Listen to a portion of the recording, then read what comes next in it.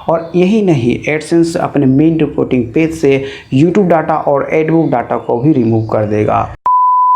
Hello दोस्तों, मैं आपका दोस्त रवि कुमार लेकर हाजिर हूँ एक लिए ब्लॉग न्यूज़, जिसमें कि हम जानेंगे कि एडसेंस एड रिपोर्टिंग क्यों छोड़ रहा है, इंस्टाग्राम पर किस टाइप की पोस्ट सबसे ज़्यादा चलती है, knowledge panel, feature snippet, Twitter card और कैरोसेल की वजह से कितना प्रतिशत कम लोग ऑर्गेनिक रिजल्ट पर क्लिक करते हैं। तो इन शानदार सवालों के जवाब पाने से पहले एक लाइक, एक सब्सक्राइब तो बनता है। So now let's get started.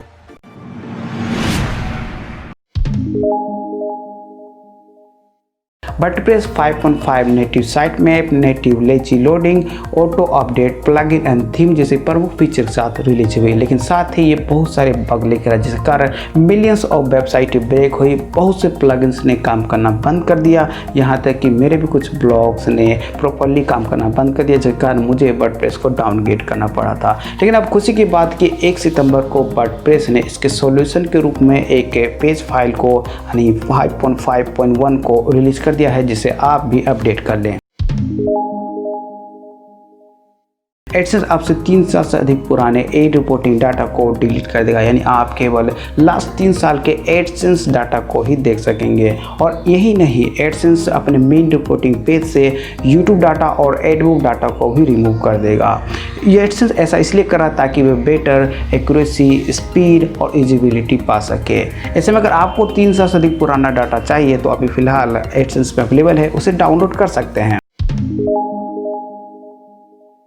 अगर आपको इंस्टाग्राम पर अपने ब्रांड को ग्रो करना है तो आपको सोशल इनसाइडर का 22 मिलियन इंस्टा पोस्ट पर किए गए केस स्टडी को ज़रूर जाना चाहिए। इस केस स्टडी के अनुसार अगर आपको इंस्टाग्राम पर सबसे अधिक हाई एंगेजमेंट चाहिए तो आपको कैरोसेल्स यूज़ करना चाहिए, जिसकी एंगेजमेंट रेट 1.92% है, जबकि इमेज की 1.72% है, और वहीं सरप्राइजिंग वीडियो में केवल ये 1.45% ही रह जाता है। वहीं कैरोसेल्स में आप जितना स्लाइड बढ़ाएंगे एंगेजमेंट रेट उतना ही बढ़ेगा, जैसे कि 10 स्लाइड में आप 2.07% की एंगेजमेंट रेट पा सकते हैं और 2 स्लाइड में केवल ये 1.9% ही रह जाता है। इसके साथ ही अगर आप कैरोसेल में इमेज और वीडियो की कॉम्बिनेशन का सही तरीका डालते हैं तो एंगेजमेंट रेट की सुई 2.33% तक जा सकती है। साथ ही अगर आप कैरोसेल में स्वाइप लेफ्ट जैसे टेक्स्ट डालते हैं तो उससे भी एंगेजमेंट रेट बढ़ता है। वहीं कमेंट पाने के मामले में वीडियो टॉपर निकला, जिसने 26.07 कमेंट पाए,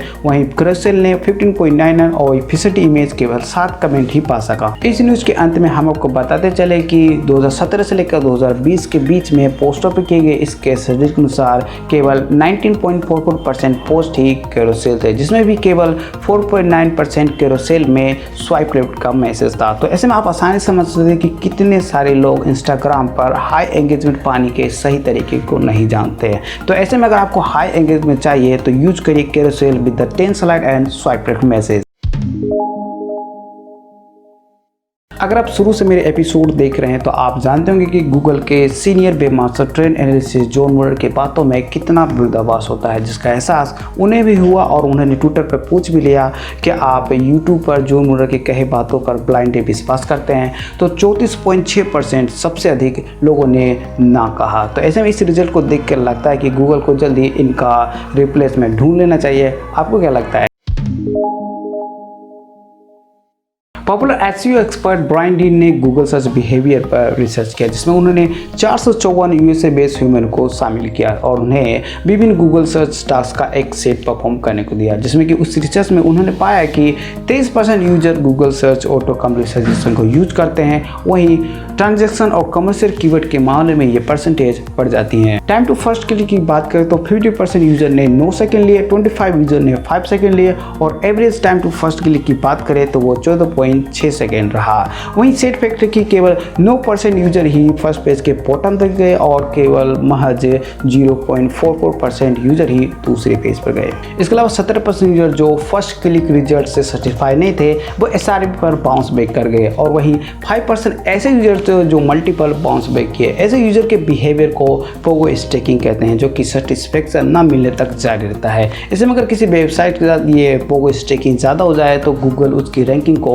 डाउन कर देता है। और सरप्राइजिंगली केवल 65% यूजर ही ऑर्गेनिक रिजल्ट पर क्लिक करते हैं, जिससे कि साफ पता चलता है कि feature snippet, knowledge panel, Twitter card और कैरोसेल जैसे ये सारे के फीचर ने कितनी बुरी तरह से ऑर्गेनिक रिजल्ट को प्रभावित किया है। अब ब्रीफली बात करें तो 19% यूजर गूगल एड पर, 42% local searcher Google map pack पर, 19% प्रोडक्ट सर्चर ने गूगल शॉपिंग पर क्लिक किए और वहीं केवल 3% यूजर ने पीपल आल्सो आस्क बॉक्स से इंटरेक्ट हुए। इसके अलावा इनकी टाइमिंग की बात करें तो एक यूजर गूगल एसआर पर औसतन 76 सेकंड बिताता है।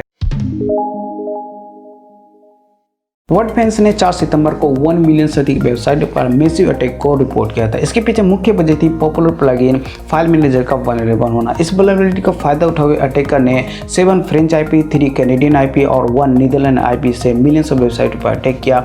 इस वजह से विक्टिम वेबसाइट एक दूसरे डोमेन पर रिडायरेक्ट होती है, फिर वर्डप्रेस डिबगिंग का एरर आ रहा था। तो लेकिन आप इस घबराने की जरूरत नहीं है। इस सॉल्यूशन के लिए पेज फाइल रिलीज कर दिया है, इसलिए आप इस प्लगइन को अपडेट कर लीजिए, या फिर अगर आप इस प्लगइन को एक्टिवली यूज नहीं करते तो इसे आप कंप्लीटली रिमूव कर दीजिए। तो इसी नोट के साथ इस एपिसोड को वाइंड अप करते हैं और मिलेंगे नेक्स्ट एपिसोड में गूगल एसईओ के कंटेंट की लेटेस्ट अपडेट के साथ। ये वीडियो आपको कैसा लगा कमेंट बॉक्स में जरूर बताएं। इसके अलावा अगर आपके पास कोई भी बलग न्यूज तो हमें आप सेंड कर सकते हैं, जिसके बदले आपको वीडियो डिस्क्रिप्शन में लिंक का रिव्यू मिलेगा, बट पहले भेजो, पहले पाओ के आधार पर। So now thank you to watching this video, see you again.